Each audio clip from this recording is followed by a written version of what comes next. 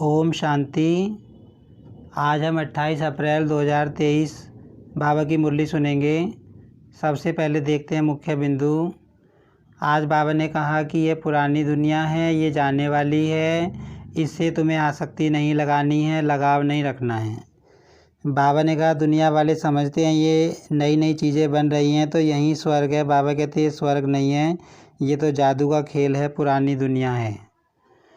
बाबा ने कहा तुम इस दुनिया में घड़ी दो घड़ी के मेहमान हो, जाने वाले हो। ये पुरानी दुनिया गई की गई, तुम्हें इससे दिल नहीं लगानी है। बाबा ने कहा ये पुराना मकान है, ये शरीर भी मकान की तरह है। पुराने मकान को कितना ही मरम्मत करो, सजाओ, लेकिन वो पुराना ही रहता है। बाबा कहते हैं इसीलिए तुम्हें इस पुरानी दुनिया और पुरानी देह से ममत्व नहीं रखना है, बुद्धि नहीं लगानी है।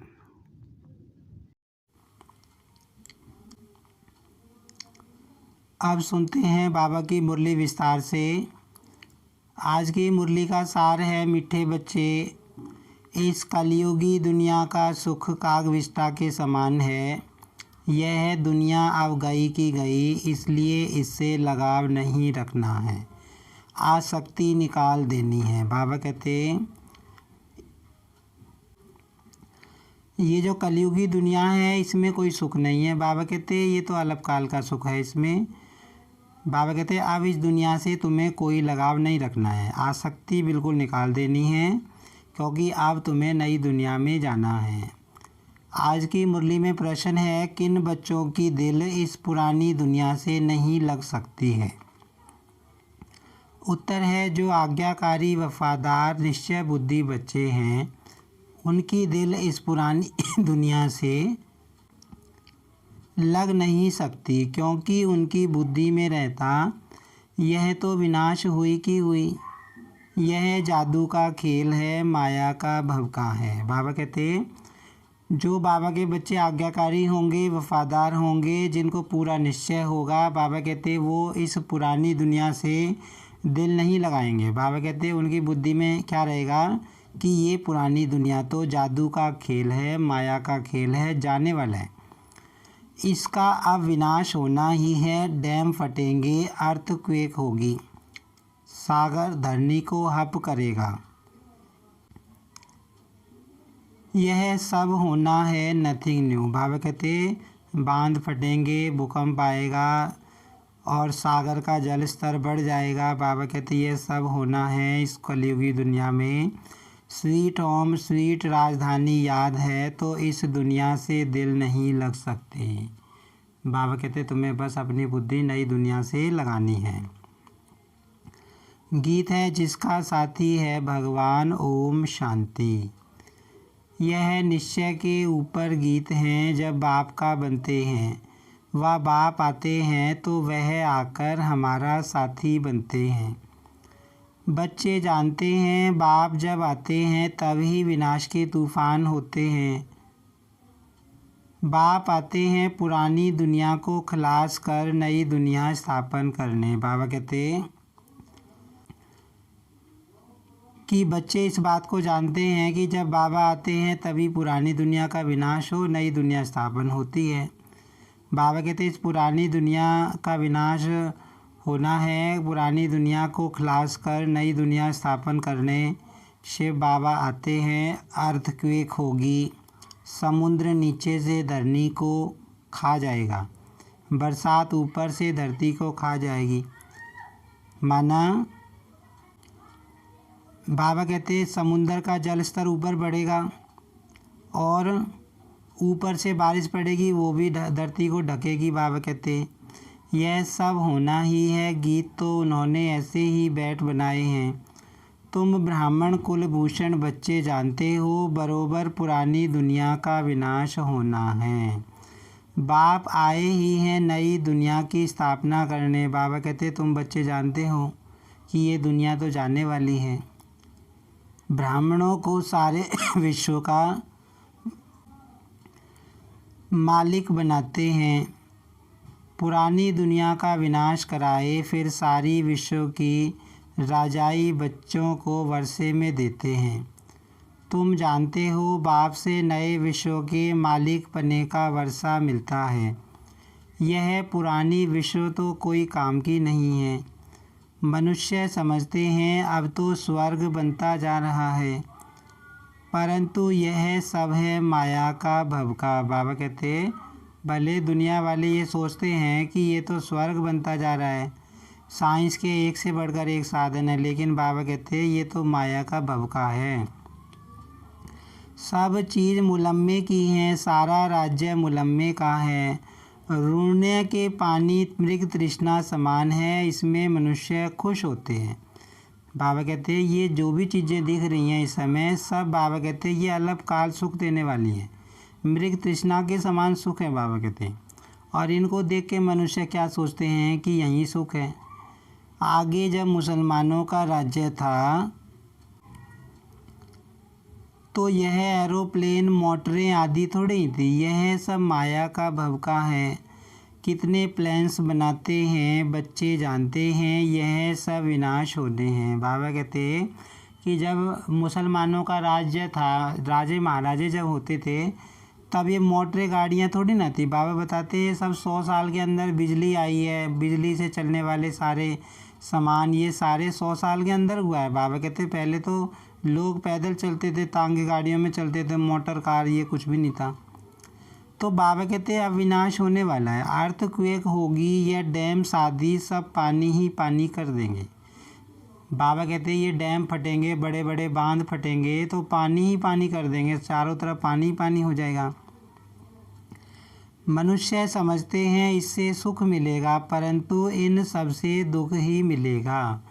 यह एरोप्लेन भी दुखदाई बन पड़ेंगे, बॉम्ब्स गिराएंगे, तो बच्चे यह सब बातें भूल जाते हैं, इसलिए पुरानी दुनिया में दिल लग जाती है। बाबा कहते हैं बच्चे ये दुनिया में विनाश होने वाला है, ये सारी चीज़ें दुख देने वाली हैं। एरोप्लेन हैं जो उनसे भी बाबा कहते बम गिराए जाएंगे।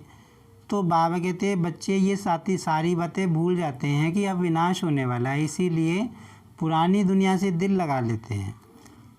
जो बाप के आज्ञाकारी वफादार पूरे मददगार बच्चे बनते हैं, पक्के निश्चय बुद्धि हैं, वह तो जानते हैं कि कुछ भी हो यह कोई नई बात नहीं है। बाबा कहते जो बाबा के आज्ञाकारी बच्चे हैं, बाबा की आज्ञा मानने वाले हैं, बाबा से वफादार हैं, मददगार बच्चे हैं, उनकी बुद्धि में निश्चय है पक्का कि ये सब जाने वाला है। यह तो अनेक बार पुरानी दुनिया का विनाश हुआ है, सो अब होना है ज़रूर। वह समझते हैं बहुत नई नई चीज़ें बन रही हैं, स्वर्ग बन रहा है, और तुम बच्चे सिर्फ जानते हो कि यह तो जादू का खेल है। अब बाबा कहते दुनिया वाले तो क्या सोचते हैं बहुत अच्छी अच्छी चीज़ें बन रही हैं विज्ञान की, एक से बढ़कर एक सुख देने वाली, तो वो सोचते हैं स्वर्ग बन रहा है। लेकिन बाबा कहते तुम्हें पता है ये सब जादू का खेल है, ये सब मिट्टी में मिलने वाला, नज़दीक समय में मिलने वाला है। जैसे कोई पुराने सोने को रंग रूप लगाकर चमकदार बना देते हैं, वैसे इस पुरानी दुनिया को भी रंग रूप देकर चमकदार बनाने के सब तरफ प्लान्स बनाते रहते हैं। उनको यह पता ही नहीं है कि विनाश होना है।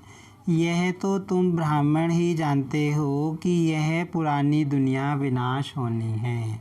बाबा कहते हैं कि दुनिया वाले तो ये तो पुरानी दुनिया है, इसको ही कुछ रंग रोगन लगा के नई चीज़ों नई चमकदार बाबा कह रहे बनाने की कोशिश करते हैं। जैसे पुरानी चीज़ हो जाती है तो उसको रंग रोगन करके नया बनाते हैं। बाकी बाबा कहते हैं दुनिया नई नहीं है, ये तो पुरानी है, इसका तो विनाश होना है। मनुष्य तो कह देते हैं कि यह पुरानी दुनिया विनाश होगी, फिर नई दुनिया भगवान आकर स्थापन करेंगे। पहले ब्रह्मा को रचेंगे, फिर उनसे मनुष्य सृष्टि पैदा होगी, सो तो पता नहीं कब होगा। अब बाबा कहते दुनिया वाले भी कहते हैं कि पुरानी दुनिया जब आए ख़त्म होगी तो भगवान आकर नई दुनिया बनाएंगे, लेकिन वो कब होगा वो जानते नहीं। बाबा कहते यह सिर्फ तुम बच्चों को बाप बैठ समझाते हैं, भगवान की ही श्रीमत है। अब श्रीमत जब कहा जाता है तो ज़रूर समझना चाहिए यह तो ऊंच भगवान की ही मत है। अभी हमको किसकी मत मिल रही है? ऊंचे ते ऊंचे भगवान की मत मिल रही है, जिसको श्रीमत कहते हैं। श्रीमत ब्रह्मा की व विष्णु की नहीं कहते हैं। भगवान आकर ब्रह्मा तन से श्रीमत देते हैं कैसे, यह मनुष्य नहीं जानते।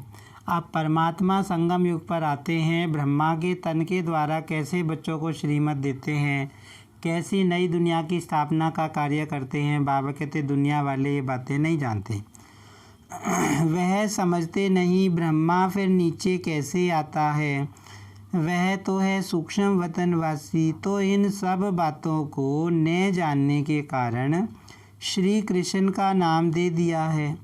ऐसे भी नहीं हो सकता कि श्री कृष्ण का कोई साधारण रूप है जिसमें परमात्मा प्रवेश करते हैं। अब बाबा कहते हैं उनको ये भी नहीं पता कि जो ब्रह्मा ऊपर दिखाया है सूक्ष्म वतन में, वो नीचे कैसे आता है कलयुग में। फिर बाबा कहते हैं ऐसे भी नहीं हो सकता कि कोई कृष्ण के साधारण रूप में परमात्मा आएंगे। तो बाबा कहते हैं दुनिया वाले ये बातें नहीं जानते। बाप कहते हैं हमारे भी बहुत गुरु किए हुए थे, परंतु कुछ पता नहीं था, भूले हुए थे कि श्रीमत किसकी है। श्रेष्ठ ते श्रेष्ठ तो है निराकार, उनकी ही श्रीमत है। अब ब्रह्मा बाबा ने भी कितने गुरु किए थे? 12 गुरु किए थे भगवान की खोज में, लेकिन उनको भी सही तरह ज्ञान समझ में नहीं आया कि ऊंची ते ऊंची मत श्रीमत किसकी है। जब बाबा का ज्ञान मिला तब समझ में आया कि ऊंची ते ऊंची श्रीमत तो निराकार परमात्मा की है। शिवाय नमः कहते हैं ना, उनकी महिमा अपरम अपार है। इन बातों को तुम बच्चे ही जानते हो। यह सब बातें किसको बुद्धि में बिठाने में कितनी मेहनत लगती है। अब भक्तों को भगवान की मत चाहिए, यह तो ड्रामा में नूंद है। गीता के भगवान ने आकर भक्तों को मत दी है, तो भक्तों का उद्धार कैसे हो। भगत फिर कह देते भगवान सर्वव्यापी है।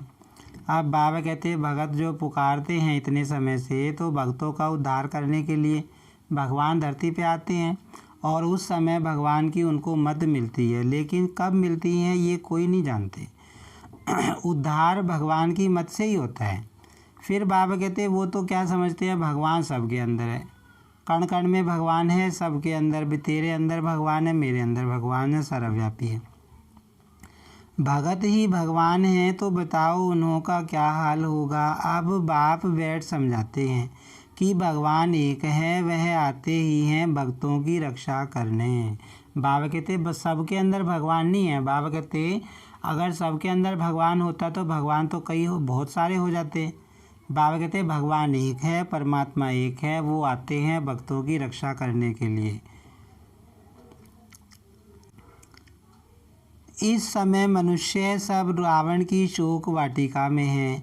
कोई भी मनुष्य साधु संत आदि रक्षा नहीं कर सकते हैं। भक्तों की रक्षा भगवान को ही करनी है। अब बाबा बता रहे हैं कि भक्तों की रक्षा करने वाला, भक्तों का उद्धार करने वाला कोई साधु सन्यासी नहीं हो सकता। बाबा कहते हैं परमात्मा ही आकर रक्षा करते हैं, सद्गति करते हैं। मनुष्य यह नहीं जानते हैं कि हम पतित दुनिया नरक में निवास कर रहे हैं। पावन दुनिया स्वर्ग को कहा जाता है। यह बातें समझेंगे फिर भी कोटों में कोई कलप पहले वाले सिक्की लदे बच्चे ही आएंगे। अब बाबा जो बातें समझा रहे हैं, बाबा कहते ये बातें सब नहीं समझेंगे। कोटों में कोई में कोई, बाबा कहते करोड़ों में कोई आत्मा निकलेगी जो बाबा का ज्ञान लेगी, बाबा की बातों को समझेगी। तो बाबा कहते जो कलप पहले वाले सिक्की लदे बच्चे हैं, बहुत समय के बिछड़े हुए, वही आएंगे बच्चे, बाबा का ज्ञान समझेंगे। कलप कलप तुम सिक्की लदे बनते हो, फिर कोई तो पूरा बनते हैं, कोई को तो माया कच्चा ही खा जाती है। बाप को याद न करने से झट विकार आ जाते हैं। पहला विकार देह अहंकार आया तो फिर औरों की भी चेष्टा होगी। इसलिए बाप कहते हैं देही अभिमानी बनो, क्योंकि सबको वापस जाना है। बाबा बता रहे हैं कि सबसे पहला विकार कौन सा है, देह अहंकार, उसके बाद दूसरे विकार आते हैं। इसीलिए बाबा हमेशा कहते हैं कि तुमको देही अभिमानी बनने की मेहनत इस समय करनी है। यहाँ तो दुख ही दुख है, कलयुगी दुनिया का सुख काग विष्ठा के समान है। यह तो सन्यासी भी कहते हैं और तुम भी समझते हो। नरक और स्वर्ग को तुम बच्चे जानते हो। नरक में तो कोई सुख नहीं, नरक में कोई से भी लगाव रखना अपना पद भ्रष्ट करना है। बाबा कहते हैं अगर तुम इस नरक में किसी से लगाव रखोगे, किसी चीज़ से ममत्व रखोगे, तो बाबा कहते हैं अपना ही पद भ्रष्ट करोगे, अपनी ही कमाई कम करोगे। कोई भी चीज़ में आसक्ति नहीं रखनी है। बाबा कहते हैं इस दुनिया की किसी भी चीज़ में तुम्हारी आसक्ति नहीं होनी चाहिए। समझाना चाहिए यह तो पुरानी दुनिया ख़त्म होने वाली है, यह दुनिया कोई काम की नहीं है। पहले पहले देह अभिमान आने से उनके साथ दिल लगती है। देही अभिमानी फिर इस पुरानी दुनिया से जैसे उपराम रहेंगे। बाबा कहते जो देही अभिमानी होंगे, जो अपने को आत्मा समझने की कोशिश करेंगे, उनकी बुद्धि इस दुनिया से नहीं लगेगी, वो उपराम रहेंगे, मतलब डिटैच रहेंगे इस दुनिया की चीज़ों से। वह होता है हद का वैराग्य, यह है बेहद का वैराग्य। हम इस पुरानी दुनिया को भूलते हैं, यह बिल्कुल ही दुख देने वाली है। इनसे बाकी थोड़ा सा काम लेना है, यह गई की गई, बाकी 2 घड़ी के हम मेहमान हैं। बाबा कहते ऐसे तुम्हारी बुद्धि में बातें चलनी चाहिए कि ये दुनिया तो गई की गई, इसमें तो हम बस 2 घड़ी के मेहमान हैं, इसमें तो कुछ भी सुख रखा नहीं है। बाबा कहते ऐसे ऐसे तुम्हें सोचना है योग में बैठ के। तो ब्राह्मण ही कहते हैं कि हम पुरानी दुनिया में 2 घड़ी के मेहमान हैं। हम अपने स्वीट होम, स्वीट राजधानी में आकर सुख भोगेंगे।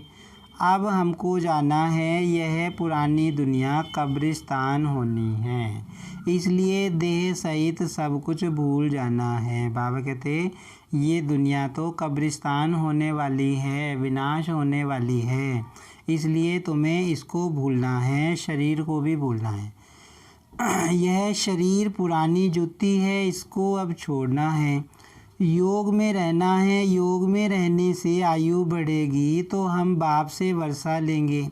देह अभिमानी की आयु बढ़ नहीं सकती। बाबा कहते हैं उम्र किसकी बढ़ेगी, जो देही अभिमानी होगा, आत्मा समझेगा अपने को, उसकी आयु बढ़ेगी। बाबा कहते हैं योग बल से। और जो अपने को शरीर समझेगा, देह अभिमान में रहेगा, बाबा कहते हैं उसकी उम्र नहीं बढ़ेगी।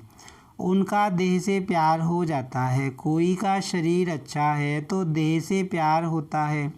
अच्छी रीति मलते रहेंगे जैसे बर्तन मले जाते हैं। बाबा कहते किसी किसी का अपने शरीर में ही ज़्यादा लगाव रहता है, शरीर अगर सुंदर है तो बाबा कहते वो शरीर को ही सुंदर बनाने की कोशिश करते रहते हैं, जैसे बर्तन को मलते रहते हैं। जितना तुम योग में रहेंगे उतना आत्मा प्योर होती जाएगी, फिर लायक बनेंगे नया बर्तन लेने के। हम शरीर को भल कितना भी साबुन, वैसलीन, पाउडर आदि लगाएं, फिर भी पुराना शरीर है ना। बाबा कहते कितना ही पाउडर लगा लो, कितना ही क्रीम लगा लो, ये शरीर तो पुराना ही रहेगा। फिर भी पुराने मकान को कितना भी मरम्मत करो तो भी जैसे खंडर है, तो यह शरीर भी ऐसे है। बाबा कहते भाई पुराने शरीर को, पुराने मकान को कितना ही सजा लो, कितना ही रंग रोगन कर लो, कितना ही चमका लो, रहेगा तो पुराना ही ना। बाबा कहते हैं तो अपने से ऐसी ऐसी बातें करेंगे तब बाप और वर्षे से दिल लगेगी, और कोई चीज़ से दिल नहीं लगानी है। बाबा कहते योग में बैठ के ऐसे अपने से बातें करो, ये दुनिया जाने वाली है, ये शरीर तो पुराना है, मुझे तो नया मिलेगा, मुझे शरीर में आसक्ति नहीं रखनी है। तो बाबा कहते तुमको वर्षा मिलेगा। मैं आत्मा हूँ, बाप के पास जाने वाली हूँ। बाप को याद करने से फ़ायदा होता रहता है, आयु बढ़ती रहती है। आत्मा समझती है मैं योग बल से प्योर होती जाती हूँ, यह मेरा शरीर कोई काम का नहीं है। बाबा कहते ऐसे सोचो कि शरीर जो ये है मेरा कोई काम का नहीं है, क्योंकि पुराना है।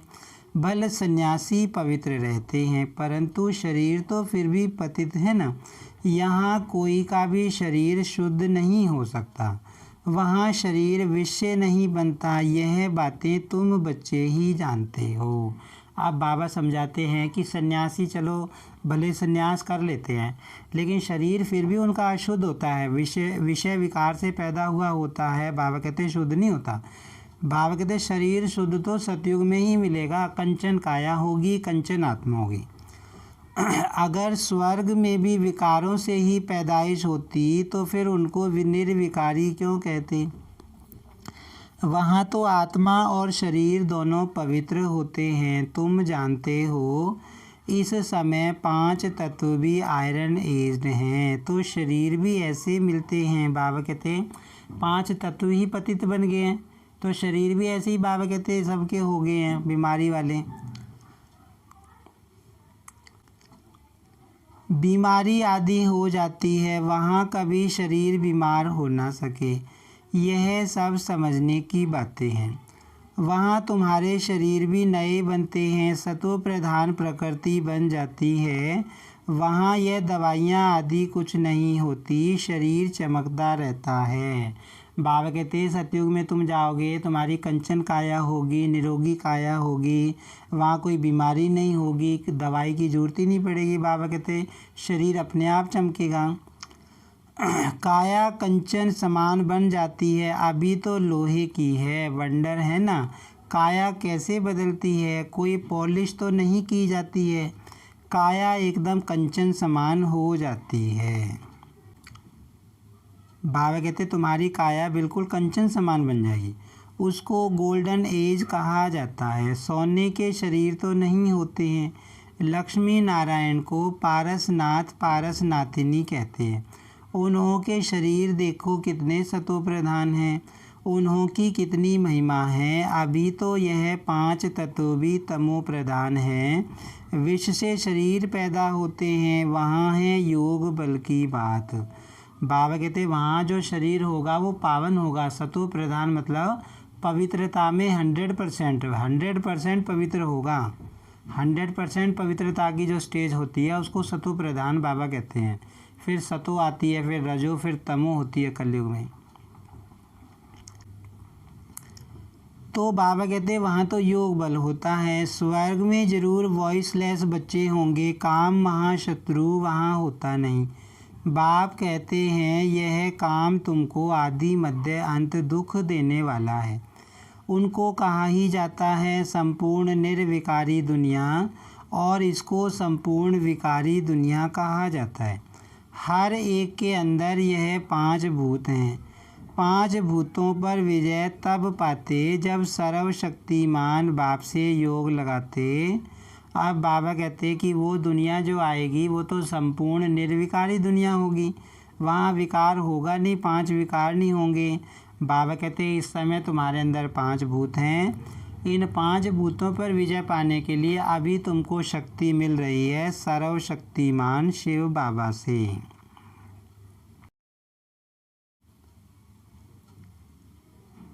जिस योग बल से तुम विश्व के मालिक बनते हो, तो तुम हो इनकॉग्निटो शिव शक्ति सेना। सेना शिव बाबा से योग लगाकर शक्ति ले रही है। वह सर्वशक्तिमान बाप है ही स्वर्ग की राजधानी स्थापन करने वाला गॉड फादर। वह आते ही हैं तुमको स्वर्ग का मालिक बनाने।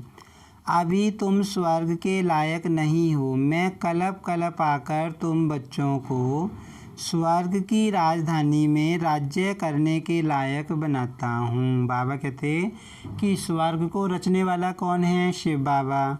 नई दुनिया लाने वाला कौन है? शिव बाबा। तो बाबा कहते मैं हर कल्प में आता हूँ और तुमको लायक बनाता हूँ जिससे तुम नई दुनिया में राज्य कर सको। अभी तुम हो नरक के मालिक। मनुष्य कहते भी हैं फलाना मरा स्वर्गवासी हुआ, बिल्कुल समझते नहीं हैं कि हम नरक में हैं। स्वर्ग का वास्तव में कोई को पता ही नहीं है। दुनिया वाले तो क्या समझते हैं, स्वर्ग कोई ऊपर आकाश में है। तो जब भी कोई शरीर छोड़ता है क्या कहेंगे, भाई स्वर्ग पधार गया। तो बाबा कहते उनको पता ही नहीं स्वर्ग कहाँ है। स्वर्ग तो इस धरती पर ही आता है, ऊपर थोड़ी ना स्वर्ग। बाबा कहते हैं जिनके पास धन दौलत बहुत है उनके लिए यहाँ ही स्वर्ग है। अरे इतनी बीमारियाँ आदि लगी पड़ी हैं, इसको स्वर्ग कैसे कहेंगे। बाबा कहते भले कोई करोड़पति है लेकिन बाबा कहते बीमारी तो उसको भी लग जाती है ना, तन मन धन। बाबा कहते इस दुनिया में तीनों रूप से कोई सुखी हो एक भी आत्मा ऐसी हम ढूंढ नहीं सकते। चाहे कोई आत्मा तन से दुखी मिलेगी शरीर से, चाहे मन से दुखी मिलेगी या धन से दुखी मिलेगी, एक ना एक चीज़ की कमी ज़रूर मिलेगी। बाबा कहते तो बाबा कहते चलो पैसे हज़ारों हैं लेकिन बीमारियां तो हैं ना। बीमारियां बाबा कहते स्वर्ग में थोड़ी ना होंगी, ये तो नरक है, पुरानी दुनिया है। स्वर्ग तो सतयुग को कहा जाता है, कलयुग में थोड़े ही स्वर्ग है। बाप ने समझाया है यह है विकारी दुनिया। हर एक नारी द्रौपदी पार्वती है। हर एक नारी को अमरनाथ अमर कथा सुनाते हैं। बाबा कहते हर नारी हर आत्मा बाबा को, बाबा क्या कह रहे हैं, नारी द्रौपदी है, पार्वती है, अमरनाथ बाबा अमर कथा सुना रहे हैं सब पार्वतियों को। हर एक द्रौपदी नंगन होने से बच जाएगी, यह बातें बेहद का बाप बैठ समझाते हैं। वह है ही वॉइसलेस वर्ल्ड, संपूर्ण निर्विकारी दुनिया। विकार बिल्कुल नहीं। आत्मा आकर प्रवेश करती है तो उस समय गर्भ में बिल्कुल प्योर रहती है। आत्मा भी प्योर आती है, इसलिए उनको गर्भ में कोई सज़ा नहीं भोगनी पड़ती है। यहाँ तो सभी को सज़ा मिलती है। अब बाबा बताते हैं ना कि यहाँ आत्मा गर्भ में भी सज़ा भोगती है और जो दुनिया वाली देश वाली जेल होती है सरकार वाली, उसमें भी सज़ा भोगती है। गर्भ के अंदर भी आत्मा सज़ा भोगती है, बाबा बताते हैं, क्योंकि वो गर्भ के अंदर कैद रहती है और वो फिर क्या प्रार्थना करती है, मुझे बाहर निकालो, जो मैंने पाप किए मैं दोबारा नहीं करूँगी। लेकिन बाबा कहते बाहर आने से फिर यूँ कहीं। तो बाबा कहते लेकिन सतयुग में गर्भ महल होगा, वहाँ गर्भ में आत्मा सजा नहीं भोगेगी। गर्भ में भी बाबा कहते आत्मा को सुख मिलेगा, गर्भ महल होगा। बाबा कहते वहाँ अच्छा मीठे मीठे सिक्की लदे बच्चों प्रति माता पिता बाप दादा का याद प्यार और गुड मॉर्निंग। रूहानी बाप की रूहानी बच्चों को नमस्ते। हम रूहानी बच्चों की रूहानी बाप दादा को याद प्यार और नमस्ते। धारणा के लिए सार है, इस दुनिया में स्वयं को मेहमान समझना है, देही अभिमानी बन पुरानी दुनिया और पुरानी देह से उपराम रहना है। बाबा ने एक बात आज समझाई, इस दुनिया में तुमको मेहमान समझ के रहना है। ये सोचना है कि हम इस दुनिया में मेहमान हैं, जाने वाले हैं। ये योग की पॉइंट बाबा बता रहे हैं। बाबा कहते हैं इस दुनिया से उपराम रहना है और पुरानी दुनिया पुराने शरीर में बुद्धि नहीं लगानी। बाबा ने कहा योग से आत्मा और शरीर दोनों को पावन बनाना है, पुराने शरीर तरफ आकर्षित नहीं होना।